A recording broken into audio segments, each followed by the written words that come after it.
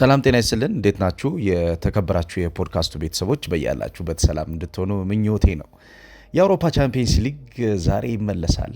ቻምፒየንስ ሊጉ ትልልቅ ጨዋታዎችን ምሽት ላይ የሚያከናውን ይሆናል። ያልተጠበቁ ቡድኖች በቻምፒየንስ ሊጉ ድል እያደረጉ ነው። ተአምረኛው ቦዶ ግሊምት ዛሬም የመልስ ጨዋታውን የሚያደርግ ይሆናል።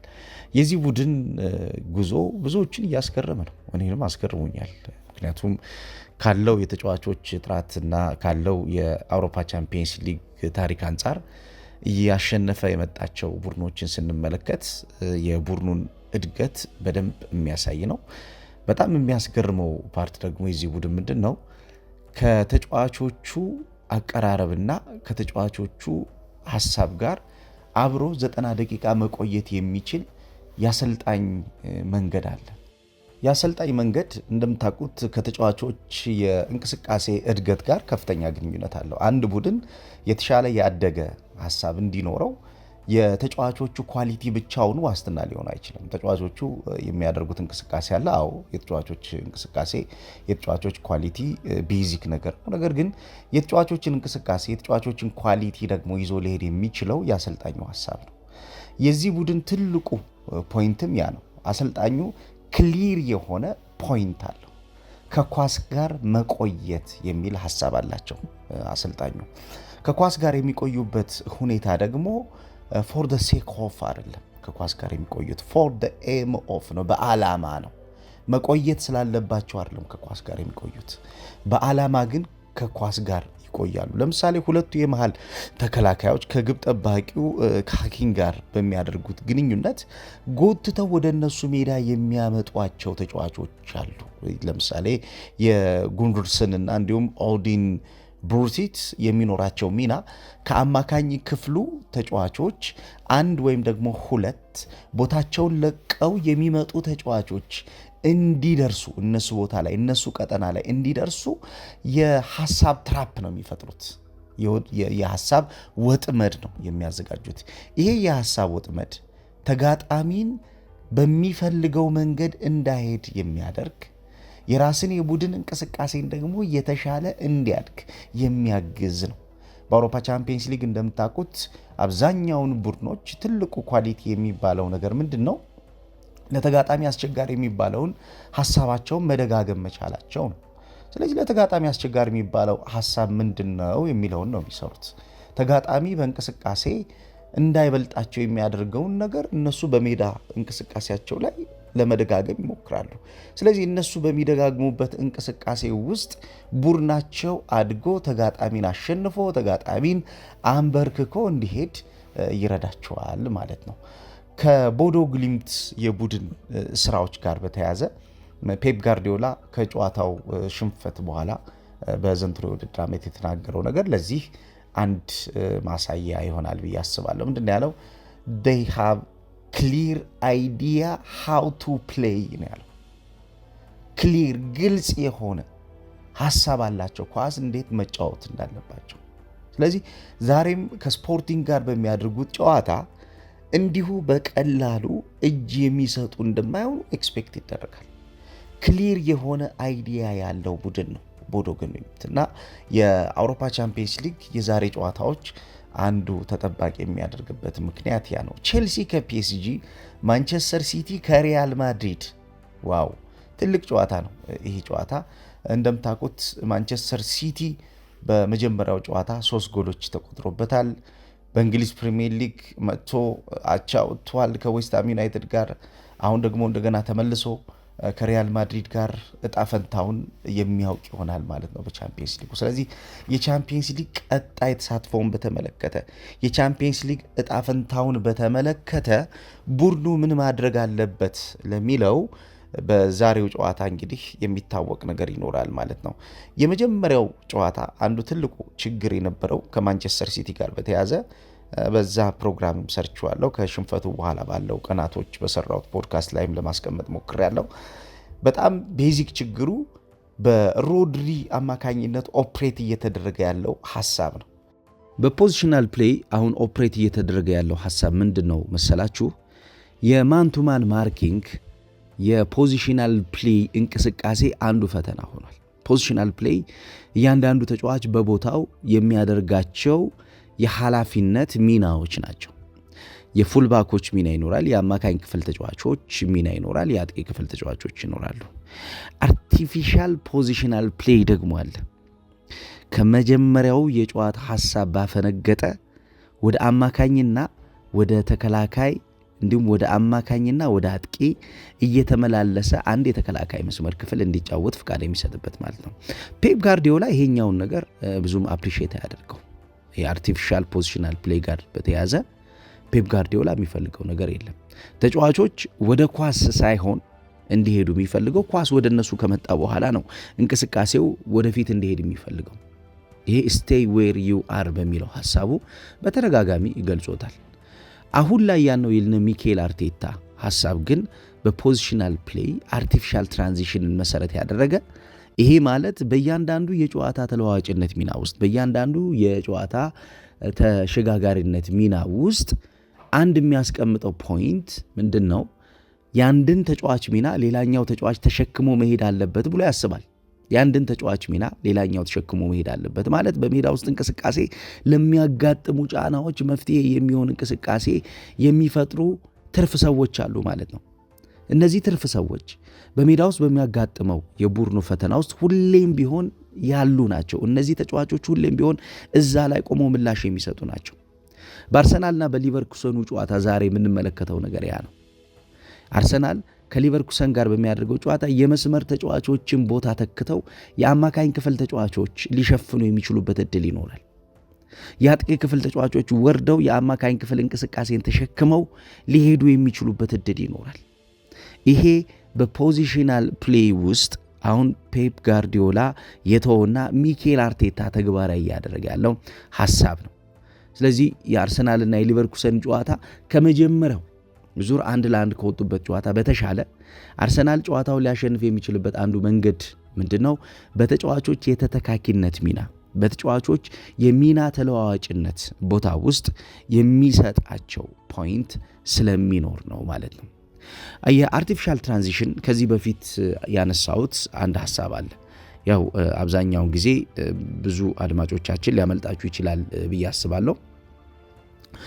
ነገር ግን የአርቲፊሻል ትራንዚሽን በእግር ኳስ ውስጥ ምንድን ነው የሚለውን ነገር በተወሰነ ላንሳላችሁ። በተለይ ሚኬል አርቴታ ተግባራዊ ከሚያደርግበት መንገድ ተነስተን አርቲፊሻል ትራንዚሽን ምን እንደሆነ ለመመልከት እንሞክር። ዛሬም በሊቨርኩሰኑ ጨዋታ አርሰናል ሊያደርገው የሚችለው ነገር ስለሚሆን ማለት ነው። አታኪንግ ስፔስ ዊዛውት አክቹዋሊ ሉዚንግ ፖሴሽን ነው የሚለው አርቲፊሻል ትራንዚሽን። በተለይም ደግሞ በካውንተር አታክ ክሬት በሚደረግበት መንገድ ስፔሱን ባለማጣት ይሄ አክቹዋል ስፔሱን ትክክለኛውን ስፔስ ይሄ ዋነኛውን ስፔስ ባለማጣት የሚደረግ የተጫዋቾች የሽግግር የተጫዋቾች የቦታ የመተካካት የተጫዋቾች የቦታ የተለዋዋጭነት የማጥቃት እንቅስቃሴ ነው። ይሄ ሐሳብ በነገራችን ላይ ትዕግስት ይፈልጋል።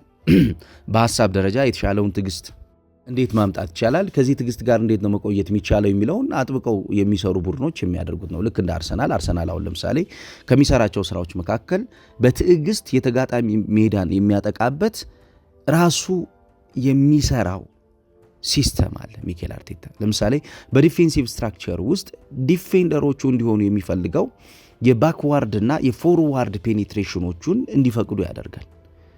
በአሳለፍነው ሳምንት አርሰናል ድል ባደረገበት የኤቨርተኑ ጨዋታ ላይ ለምሳሌ አንድ ፖይንት ልስጣችሁ። ሪካርዶ ካላፊዮሪ ሲያደርግ የነበረውን ነገር ወደ ኋላ መለስ ብላችሁ ተመልከቱት። ሪካርዶ ካላፊዮሪ 27 አታኪንግ ትራንዚሽኖች ውስጥ የተሳተፈ ተጫዋች ነው። ባሳለፍነው የእንግሊዝ ፕሪሚየር ሊግ ጨዋታ 27 አታኪንግ ትራንዚሽን ማለት ይሄ ተጫዋች የሚቆምበት ምንም ምክንያት የለም ማለት ነው። ይሄ ተጫዋች ወደ ማጥቂያ ቀጠና በሚገባባቸው እንቅስቃሴዎች ውስጥ የማጥቂያ ቀጠናው መሪ ተጫዋች እንዲሆን የሚፈቅድ ሐሳብ ሚኬል አርቴታ ይሰጠዋል። የሱም ቦታ ደግሞ መጥቶ የሚሸፍን ተጫዋች እንዲኖር ስለሚያስገድድ ዙቢሜንዲ ወይም ደግሞ ዲክለን ራይስ እዚህ ቦታ ላይ መጥተው ፐርፐስ ስላለው ማለት ነው ፐርፐስ ስላለው ዓላማ ስላለው ይሄን ቦታ እንዲሸፍኑ ያደርጋቸዋል ማለት ነው። በዚህ የጨዋታ እሳቤ ውስጥ አንዱ ትልቁ የሚደረገው ነገር ምንድን ነው? አሁን ዛሬ በሊቨርኩሰኑ ጨዋታ አርሰናል ኳስ ዝም ብሎ የማያጣ ቡድን እንዲሆን ነው የሚፈልገው። አርሰናል በተከታታይነት ኳስ የሚያጣ ቡድን ከሆነ በቀላሉ ጨዋታን ለመቆጣጠር የሚያስችል አቅም አይኖረውም ማለት ነው። ስለዚህ በቀላሉ ጨዋታን ለመቆጣጠር የሚያስችለው አቅሙ ምንድን ነው? ያን ነው ለማድረግ የሚሞክሩት፣ እየሞከሩትም እየተሳካላቸው የሚገኘው። ለምሳሌ ማክስ ዶመን በገባበት ሰዓት የአርሰናል የማጥቃት እንቅስቃሴ የተፈታታበት ዋነኛው ምክንያት ለማክስ ዶመን ነፃ የሆነ የመጫወቻ ቦታ የሚፈጥሩ የዚህን የትራንዚሽን ሐሳብ የሚያሳድጉ ተጫዋቾች አጠገቡ ስለነበሩ ነው።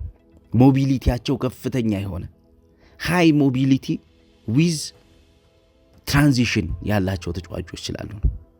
ሃይ ሞቢሊቲ ዊዝ ትራንዚሽን ያላቸው ተጫዋቾች ካሉ ምንድን ነው የማጥቃት እንቅስቃሴ የሚመራበትና የመከላከል አደረጃጀቱ የሚጠብቅበት መንገድ ያደገ ይሆናል ማለት ነው። አርሰናል በትልቅ የጨዋታ ስነልቦና ውስጥ ሆኖ ነው እንግዲህ ሌቨርኩሰንን የሚገጥመው። አንደኛ በሜዳው ነው ጨዋታው የሚያደርገው፣ ሁለተኛ በኤምሬትስ ስቴዲየም ኤቨርተንን አሸንፏል። ድካም የለበትም፣ ጉዞ አያደርግም። ከኤቨርተኑ ድል በኋላ አርሰናል ምናልባት የአንድ ቀን ረፍት ሚኬል አርቴታ ከሰጣቸው በኋላ አንድ ቀን ትሬኒንግ ነው የሰሩት።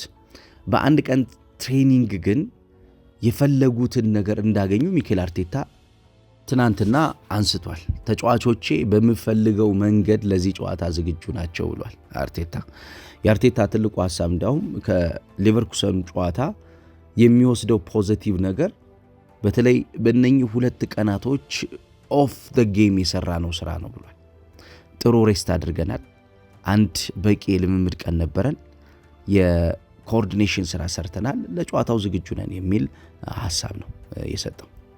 የታክቲካል ኤክስኪዩሽኑን ለምሳሌ አሁን በአርሰናል በተደጋጋሚ በአርቲፊሻል ትራንዚሽን እያደረገ ያለው ምንድነው? ዲፕ ፌዝ ቢልድ አፕ ይጠቀማል። ይሄ ዲፕ ፌዝ ቢልድ አፑ ተጋጣሚው ወደ ኋላ ድራግ አድርጎ የሚያመጣ ተጋጣሚው ወደ ራሱ የጨዋታ መንገድ እንዲመጣ የሚያደርግበት መንገድ ምንድነው?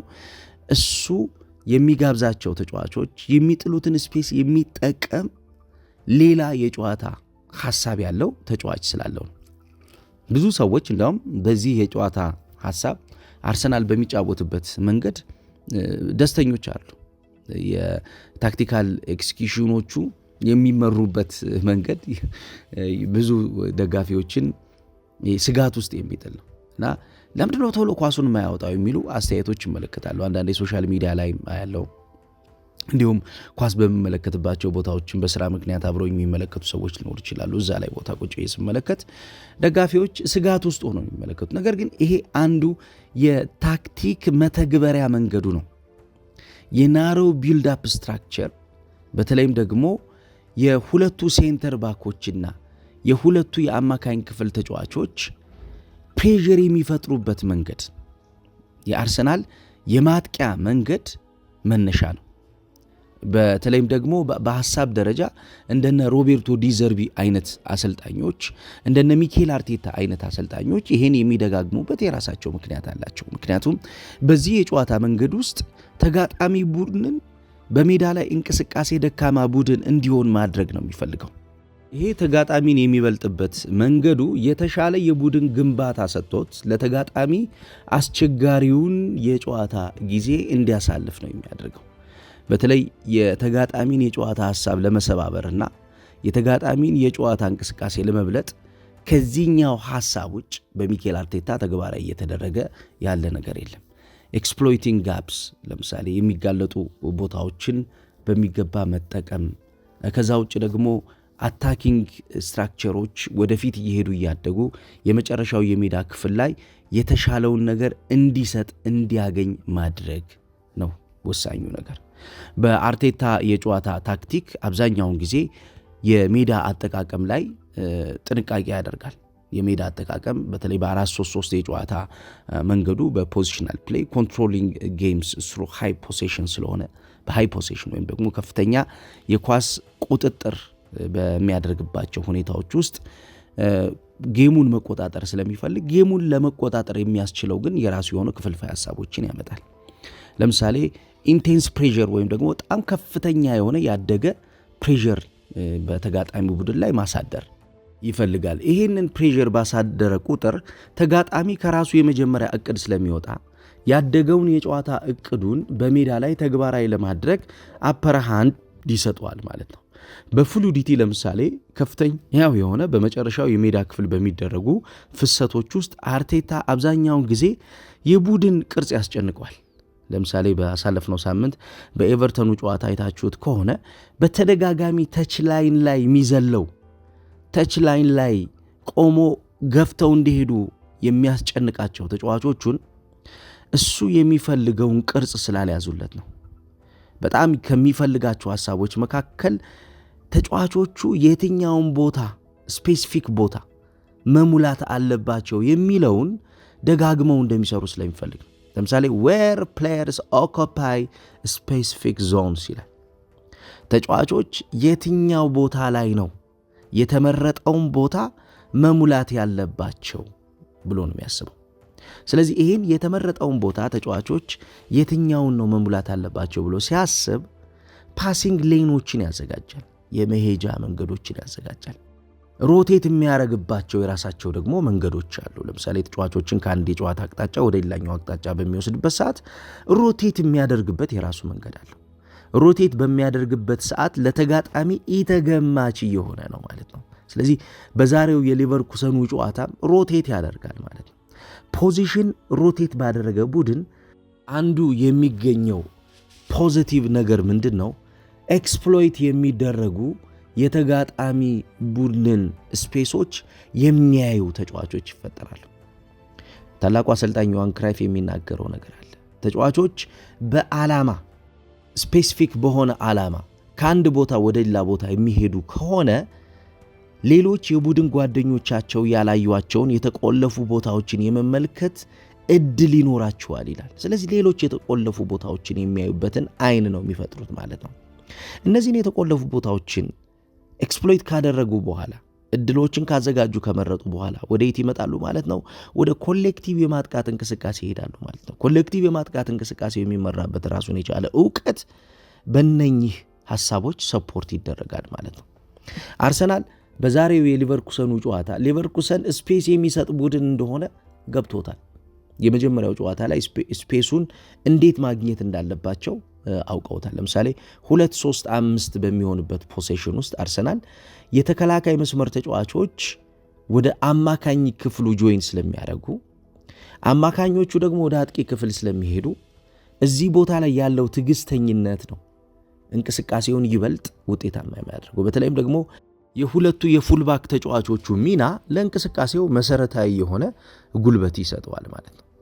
እነኚህን ተጫዋቾች ወደፊት ገፍቶ በሚያመጣባቸው እንቅስቃሴዎች ውስጥ ሃይ ፕሬሲንግ ኤንድ ኢንቴንሲቲ ያገኛል ማለት ነው። ቡድኑ ከፍተኛ የሆነ ጫና ያሳድራል። ወደ ተጋጣሚ ሜዳ ሄዶ ተጋጣሚ ጋር ሄዶ ከፍተኛ ጫና በሚያሳድርበት ሰዓት አክሲሌሬት የሚያደርገው የራሱ አይዲያ ይኖረዋል ማለት ነው። በተለይም ለተጋጣሚ ፖዚቲቭ የሆኑ ለራስ ቡድን ደግሞ ኔጌቲቭ የሆኑ የጨዋታ ሐሳቦችን መቆጣጠርና ማበላሸት ይጠበቅበታል። ይሄንን በሚያደርግባቸው እንቅስቃሴዎች ውስጥ ቡድኑ እያደገ የተሻለ የጨዋታ እቅድና የጨዋታ ጊዜ እየፈጠረ ከተጋጣሚ የጨዋታ እቅድ አፈንግጦ ዶሚናንት የሆነ ስትራክቸር ያዘጋጃል ማለት ነው። ስለዚህ ይህንን ስትራክቸር ለማዘጋጀት ዛሬ በሊቨርኩሰኑ ጨዋታ አርሰናል ምን ማድረግ አለብን የሚለውን ዘግይቶ ሳይሆን ቀድሞ የሚጀምረው ጨዋታ ይሆናል ማለት ነው። ለምሳሌ የሚድፊልድ ዳይናሚዝም አንዱ ነገር ነው። ሚድፊልድ ዳይናሚዝም አብዛኛውን ጊዜ የናምበር 8 ተጫዋቾች ኦፕሬት የሚያደርጉበት የሃፍ ስፔስ አጠቃቀም ይኖራቸዋል። ወደፊት ገፍተው እንዲሄዱ ይደረጋል። እንዲሁም ደግሞ የግራ በኩል የጨዋታ እንቅስቃሴያቸውን ደግሞ ባላንስ ለማድረግ ነፃነት ይሰጣቸዋል። በዚህ ጨዋታ ነምበር 8 ወይም ደግሞ 8 ቁጥር ያላቸው ተጫዋቾች ወደፊት እንዲገፉ በሚደረግበት ሰዓት የማጥቃት እንቅስቃሴው ይበልጥ ቁጥር የጨመረና ህይወት ያለው ይሆናል ማለት ነው። የማጥቃት እንቅስቃሴው አይቆረጥም ማለት ነው። በእንቅስቃሴ የማጥቃት ጥራት የሚቆረጠው በ8 ቁጥርና በ6 ቁጥር ቦታ ላይ የሚገኙ ተጫዋቾች ኦፕሬት የሚያደርጉበት መንገድ የተስተካከለ ካልሆነ በዲፌንሲቭ ሶሊዲቲ ወይም ደግሞ በመከላከል ጥጥርና ካየ ነው ትራንዚሽን የሚሰጡ ተጫዋቾች ራሳቸው ተለይተው የተቀመጡ ሽግግርን የሚያበጁ ሽግግርን የሚፈጥሩ ተጫዋቾች አሉ። እነዚህ ተጫዋቾች ፊዚካሊ ስትሮንግ የሆኑ ተጫዋቾች ይሆናሉ። ሜንታሊ ስትሮንግ የሆኑ ተጫዋቾች ወይም ደግሞ ሜንታሊ ማቹርድ የሆኑ በአእምሮ ጠንካራና የበሰሉ ተጫዋቾች፣ በሰውነት በአካል ብቃት በጣም ጠንካራ የሆኑ ተጫዋቾች ይሆናሉ። ከዛ ውጭ ደግሞ ይህ ፎከሲንግ ኦን ክሊን ሺትስ ጎል እንዳይቆጠርባቸው ግብ ጠባቂውን ፕሮቴክት የሚያደርጉ ተጫዋቾችም ይኖራሉ። አብዛኛውን ጊዜ የግብ ጠባቂው ሚና የግብ ጠባቂው ብቻ አይደለም። ለምሳሌ ለዚህ ማሳያ የሚሆነው የሪካርዶ ካላፊዮሪን አፈጻጸም ነው። ሪካርዶ ካላፊዮሪ አሁን ባለፈው የኤቨርተኑ ጨዋታ ላይ ይሆን የነበረውን ነገር ስንመለከት ክሊን ሺትን ለማስጠበቅ የግብ ጠባቂው ሚና ብቻ በቂ እንዳልሆነ የሚያሳይ ነው። በእግሩ አክሮባት ሰርቶ ተገልብጦ የመለሰው ኳስ ዳቪድ ራያ ሊያገኘው የሚችልበት እድሉ ዝቅተኛ ነበር። ኳሱ እየተነሳ ስለነበረ ያ እየተነሳ የነበረውን ኳስ በእግሩ በጥፊ ባይመታውና ባያስቀረው ኖሮ አርሰናል ጎል ሊያስተናግድ የሚችልበት እድል ነበር። ስለዚህ ይሄ የሱ የጨዋታ እንቅስቃሴ፣ ይሄ የሱ የጨዋታ እውቀት ምን አደረገው? አርሰናልን የተሻለ ዴብዝ ያለው የመከላከል አደረጃጀት የሚፈጥር ለተጋጣሚ የሚያስቸግር ቡድን አደረገው። ኤቨርተኖች ከፈጠሯቸው የግብ ዕድል አንጻር ጎል ማስቆጠር ነበረባቸው። ነገር ግን ኤቨርተን ጎል እንዳያስቆጥር ካደረጉት ምክንያቶች መካከል የሪካርዶ ካላፊዮሪ እዛ ጨዋታ ላይ የነበረው ጌም ኮንትሮሊንግ ሁኔታዎቹ ወይም ደግሞ የጌም ኮንትሮሊንግ ሲቹዌሽን የሚባለው ነገር መሰረታዊ ነው። የተጫዋች ሁኔታዎችን በሚገባ ይቆጣጠራል፣ ሁኔታዎችን በሚገባ ይመራል፣ ሁኔታዎችን በሚገባ ያስተካክላል። በ2026 የአርሰናል ስኬቶች መካከል የዲፌንሲቭ ሶሊዲቲና የአታኪንግ ፍሌክሲቢሊቲ በጣም ወሳኙ ነገር ነው። የመከላከል ጥጥርናውና የማጥቃት የተለዋዋጭነት ባህሪ ለሚኬል አርቴታ የሰጠው ነገር እንዲሁ በቀላሉ የሚታይ አይደለም። አርሰናል በአውሮፓ ቻምፒየንስ ሊግም በፕሪሚየር ሊግም በኤፍኤ ካፕና በሊግ ካፕ እያደረገ ያለው ነገር ያን ነው። ለዛ ነው ሎው ብሎክ ፈጥረው የሚመጡ ቡድኖችን የማስከፈት ትዕግስት እያገኘ ያለው። ኤቨርተን የመጀመሪያ ጎሉን ሲያስተናግድ ከኳስ ኋላ 8 ተጫዋቾች ነበሩ። ኤቨርተን ሁለተኛውን ጎል ሲያስተናግድም የመከላከል አደረጃጀታቸው ነቅለው የወጡበት በሎው ብሎክ የተሰበረባቸው ነገር ስላለ ከዛ በኋላ የሚያጡት ነገር ስለሌለ ነው። ስለዚህ ሁለቱን ኦፕሬት የሚያደርግበት አርሰናል ድንቅ ነው ማለት ነው። ሎው ብሎክን ያሰብራል። ከሎው ብሎክ ሰበራ በኋላ ደግሞ ተጋጣሚ ፍራስትሬት በሚያደርግባቸው ሲቹዌሽኖች ደግሞ አታኪንግ የሆነ ሌላ ሌን ያዘጋጃል ማለት ነው። ሰባብሮ ሄዶ ጎል የሚያስቆጥር ሌላ የጨዋታ እቅድ ይፈጥራል ማለት ነው። ዶማን ያስቆጠረው ጎል ለዚህ አንዱ ማሳያ ነው። የኤቨርተን ሎው ብሎክ ሪዚሊየንስን የተቋቋመበትን መንገድ የሰበረበት የአርሰናል ጥራት እጅግ የሚያስደንቅና አርሰናሎች የተሻለ መሆን የቻሉበትን የጨዋታ ጊዜ ያሳለፉበት ነበረ። ለዚህ ነው አሁን የሊቨርኩሰኑ ጨዋታ ላይ አርሰናል ከሚፈጥራቸው ጫናዎች፣ አርሰናል እየፈጠራቸው ካሉት ጫናዎች አንጻር ጥሩ ጨዋታ በአርሰናል በኩል ይኖራል የሚል ግምት ያለው፣ ጨዋታውን ማኔጅ የሚያደርግበት መንገድ ይኖራል የሚል ግምት ያለው ማለት ነው። እናንተ ምን ትላላችሁ? እስኪ ሀሳብ ስጡበት። ዛሬ የሚደረጉ ጨዋታዎች የአውሮፓ ቻምፒየንስ ሊግ ጨዋታዎች ከፍተኛ ትኩረት የሚያገኙ ጨዋታዎች ናቸው። የአርሰናልና የሊቨርኩሰን ጨዋታ በተለይ ትልቅ ቦታ የሚሰጠው ጨዋታ ነው። ቦዶ ግሊምት እንዲሁ የአውሮፓ ቻምፒየንስ ሊግ ቅድም እንዳደሳሁት አስገራሚ ቡድን ነው። ይህ ቡድን ከስፖርቲንግ ጋር የሚያደርገው ጨዋታ ይኖራል። ማንቸስተር ሲቲ ከሪያል ማድሪድ ጋር የሚያደርገው ጨዋታ ይኖራል። ፒኤስጂ ከቼልሲ ጋር የሚያደርጉት ጨዋታ ይኖራል። እነዚህ ሁሉ ጨዋታዎች እንግዲህ ትልቅና ከባድ ጨዋታዎች ናቸው። ቡድኖች አሸንፈው ራሳቸውን እንደገና ወደ ተፎካካሪነት መንገድ ማምጣት ይኖርባቸዋል። ስለዚህ ሁሉም ጨዋታዎች ትኩረት የሚስቡ ጨዋታዎች ናቸው። ሀሳብ አስተያየት ስጡ። ጥሩ ጊዜ እንዲሆንላችሁ እመኛለሁ።